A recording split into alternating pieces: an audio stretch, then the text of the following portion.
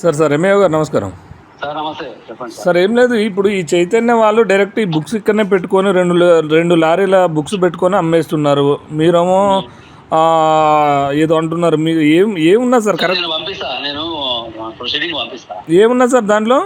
Proceeding పంపిస్తా. Not to seize అని ఉంది. అదే డిఓ గారు ఏం చేశారంటే నో లాస్ నో గెయిన్ కింద వాళ్ళు దే కెన్ సెల్. ఓకే, అమ్మొద్దు.